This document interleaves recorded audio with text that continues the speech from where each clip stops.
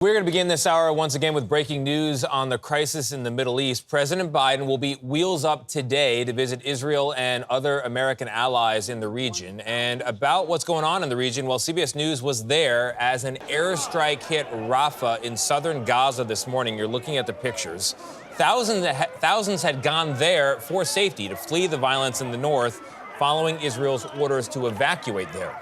It's a tough situation all around. To talk about it, we've got Senate Democratic leader Chuck Schumer, who's just returned from Israel, and he joins us now from Capitol Hill. Senator, good morning to you. Thank you very much for being here. Welcome back from Israel. Let's begin with the president's trip. It's surprising to a lot of people why put the president into a war zone, into potential danger, and also with all the trauma and the suffering in Gaza, why put him in a split screen next to that? What was your reaction to the trip?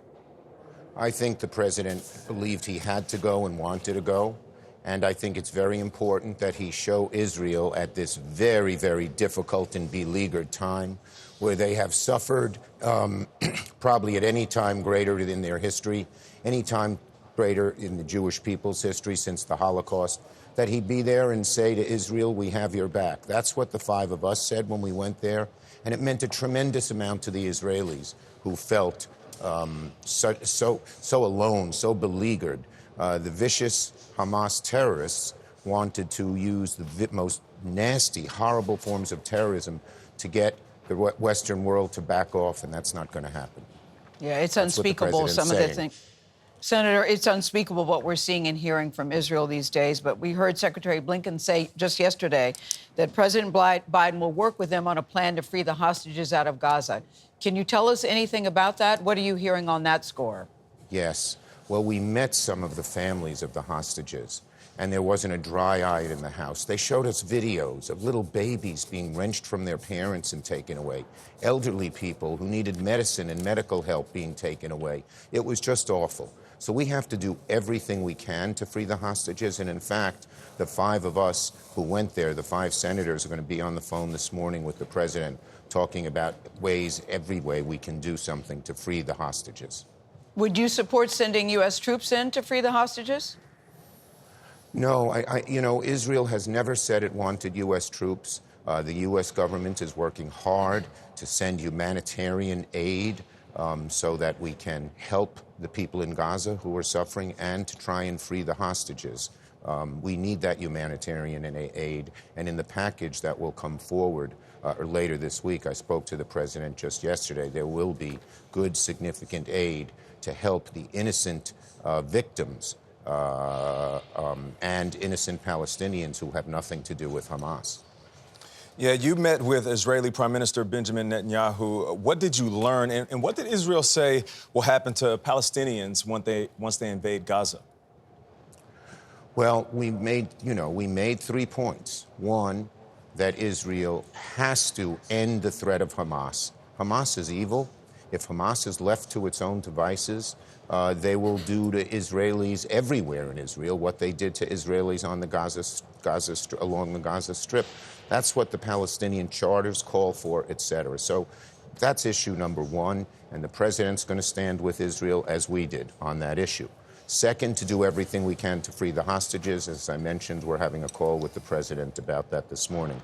But third is to minimize loss of innocent Palestinian lives. That is also important. Israel must live, as we do, to a higher standard, to the rule of war. And it's very difficult, but we have to live to that higher standard. You know, Senator, while we have you, I wanted to get you on the record on a related matter of concern here in the U.S., unrelated is what I should say. Your colleague, Senator Bob Menendez of New Jersey, facing very serious charges here in the U.S., including one of conspiring to act as an agent of the government of Egypt. You have not joined colleagues in asking for him to step down while he faces these charges, although they must take him away from his day job quite a bit. What would it take to move you toward a position of saying, you know what, Senator Menendez, please step away? Look, as I've said before, the Senate should have certain standards. And if you read the indictment, Senator Menendez has gone way, way below those standards. So what is your hesitation of asking him to step down? He has been way, way below those standards, and we'll see what happens after that. I know, Senator. Why we all why hear you not saying bench that. him? We all hear what you're saying, but we're just curious about why. If, by your own admission, he's gone way, way below the standards. Why wouldn't you just say, you know what, Bob? I think of you as a colleague and a friend, but now is the time you got to go. I'm just curious about what your hesitation is. I've had some serious discussions with him. Which are ongoing? As I said, I've had some serious discussions with him. Yes. Okay. You clearly don't want to discuss it. Can we ask you about Jim Jordan? There was a vote today about him being the next Speaker of the House in Congress. Is he someone that you could work with? Look, any speaker has to learn one lesson, and that is anything, if you want to keep the government open, if you want to avoid default, if you want to get our appropriations bills done, they have to be done in a bipartisan way. That is the only way to do it. We have a Democratic president, Democratic Senate, Republican House. We in the Senate have done everything in a bipartisan way. I've worked with Leader McConnell, even though we don't agree on everything. And that's how we were able to save the country from default and prevent the government from being shut down last month. If Jim Jordan becomes the Speaker, I hope he learns that lesson. He cannot just listen to the hard right, or we'll be in a total chaos as the House is in now. All right. Senator Schumer, thank you very much. Appreciate your time this morning. Thank you very much. Appreciate it. Bye-bye.